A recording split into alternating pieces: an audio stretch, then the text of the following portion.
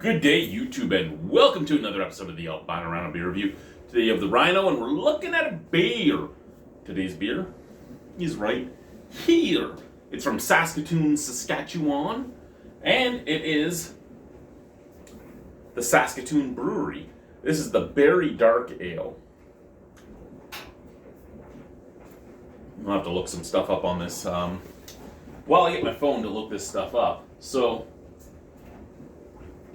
I come downstairs to set up to do these tonight, and my wife goes, "Hey, honey, can you put the laundry, change the laundry over, put the stuff from the dryer into a basket, and put the stuff from the washer into the dryer?" Well, yeah, sure, yeah, I have no problem doing that. So I go to do it, and I open up the washer and I start pulling everything out. And I get to the point where I pull a huge, sopping wet panty liner. I go into the washroom where she's having a shower, and I open the curtain. She's like, "What?" And I go, "I know we've been having it somewhat rough, but we don't need to wash and reuse these." And she just starts laughing. And I'm glad that she found it amusing, because I did too. Some of you might find that disgusting, but hey, it is what it is. That did not come up, so let's type it in. Saskatoon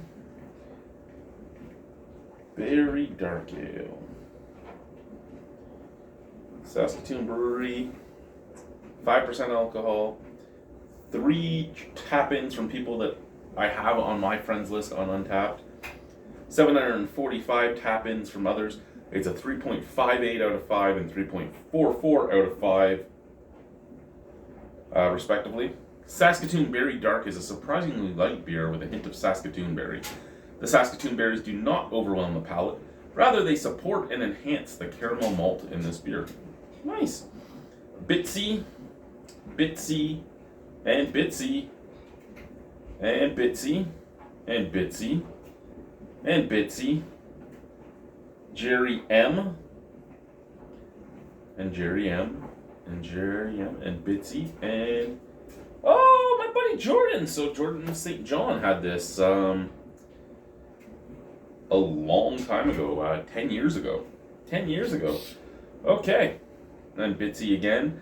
Okay, we get it. Bitsy, you really like this beer. When was the last time you had it?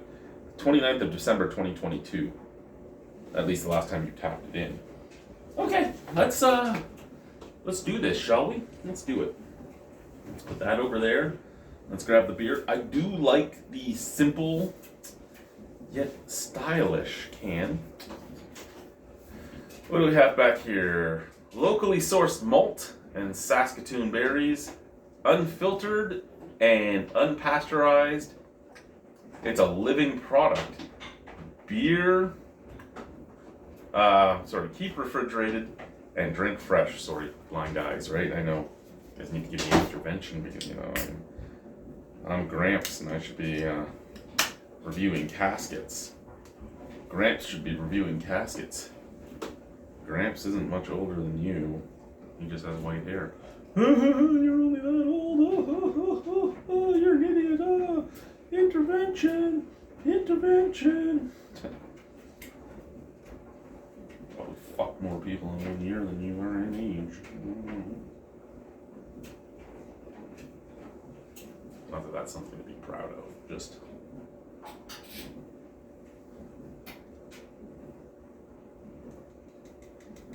Okay, visually, I like that. It looks like, holding it here, it looks like a dark ale. It looks like it's as black as the black blood of the earth, with a nice mocha head. Nice big bubbles, nice snap, crackle, pop. Get it up here though so that you can see the light, and it's like a deep, deep, deep mahogany brown. It's beautiful looking. Scent from the can, and that's where this beer gets weird. Now I've had a few of these. I bought a 4-pack. I have one in the crisper to mail out, and I've had one, and I have another one sitting in my fridge that will either get mailed out or I'll drink it. And I have this one that I'm reviewing. So yes, this is one where I'm not going in completely blind, albeit don't remember this beer fully from the one time I had it because I was not. I wasn't sober at the time I had this. But it's very, very dark coffee, chocolate. Coffee, chocolate, and a slight sweet note out of the can. Out of the glass. Well, pretty much the same, eh? Like, pretty much the same. We say, hey, you say, y'all. We both got pro football. But we got bigger balls and longer fields. Sorry, my wife was listening to that while she was showering. Doesn't smell like much. Let's try it. Slanche.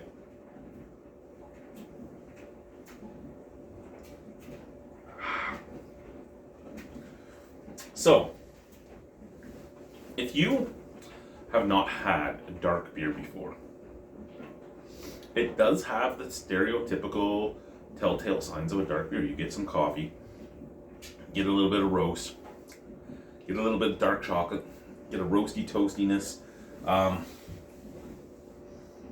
caramel, tiny bit of tobacco smoke, but then this beautiful fruity flavor comes emanating up from the back, pushes its way to the front of the line, does a little jig on your tongue, and then it's gone and you're left with just like the coffee and roasty bitterness as the finish. It is a nice, refreshing, easy drinking beer.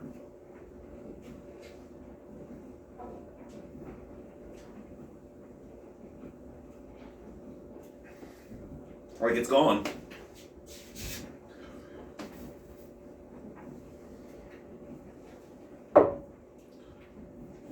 Now, what did the three people I knew give it again? They gave it a 3.58 out of 5 overall. Bitsy gave it a 4.25. Jordan, who is the author of the Ontario Craft Beer Guide, who has taught at a few different colleges, has done a lot of work with the government of Ontario with beer and all that. He gave it a 3, and he's like, I had a taster. It was good. Although he had it 10 years ago. I don't know what Saskatoon Brewery was like then. I don't know what Saskatoon Brewery is like now. I know that I like this beer. Out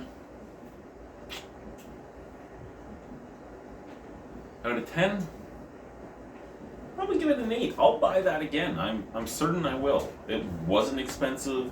It was expensive because from what I'm used to paying for beer. But for what I've been paying since moving to Saskatchewan, not expensive. Just again, I wish I could buy them in singles, and I think that's what's going to hurt the most with keeping this channel alive, is having to go in and buy 4-packs of everything, and half the time even having to buy the 4-packs at the brewery. I think that's where the channel might, once we get past all this backlog of videos, the channel might start to slowly dwindle in new posts, because I can't go and spend like $80 to review 4 beers, and it's just not feasible. I could spend $80 to review 16 beers. That one wouldn't bother me as much, but for 4, I can't. Yeah, 8 out of 10. Thank you. Bye.